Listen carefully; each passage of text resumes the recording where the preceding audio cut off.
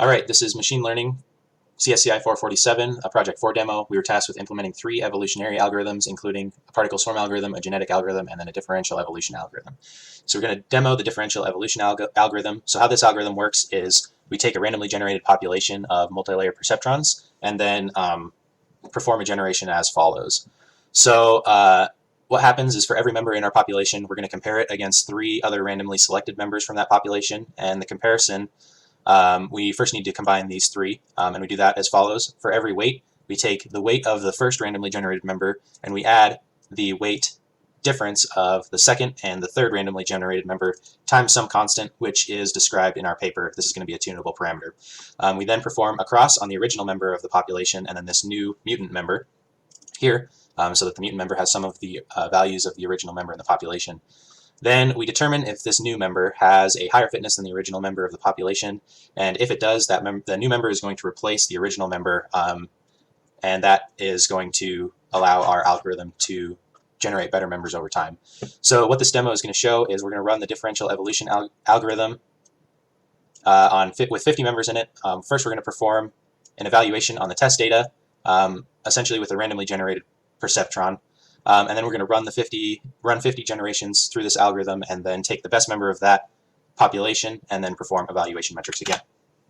So what we can see here is every time we find a new best member of the population, we're going to print out the weight matrix, which is what is up here, of that member, as well as the fitness level of that member to show that over time the fitness is increasing as we're finding new members that are more fit for this problem.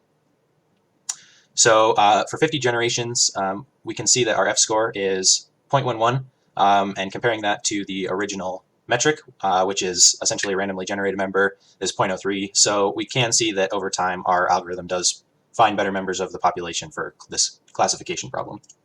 All right, so this is going to be a quick demonstration of the genetic algorithm, which inherits from Population Manager. Population Manager is going to have all of our different MLPs or individuals in them with our mutation rates and everything like that. Quick 3 things to note here. 1, we're not going to be doing any type of 5-fold validation here.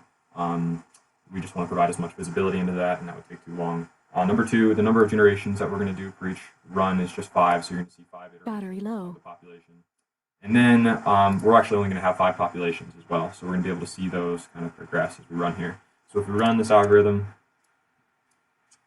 we should be able to see the fitnesses increase for every single generation. So we can see generation 0 right here, starting off with a fitness of 2.23, and it's slowly increasing to about 2.31 right here. So you can see the fitness slightly increased, accuracy is about random, that's where it should be. You can see it's a similar story for individuals inside car. You can see an increase in fitness and then accuracy, F-score, and precision. Same thing for our regression data sets. We just come out with a mean squared error that's incredibly high, just because we didn't have very many generations here. But we do this for every single one of our data sets: abalone, car, forest, machine, image, and wine.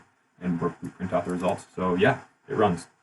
Okay, so this is particle swarm optimization algorithm. So you're going to initialize this with your population size, your dimensions of the layers in your MLP, your p-best coefficient, your g-best coefficient, your inertia coefficient, your training data, as well as your test data.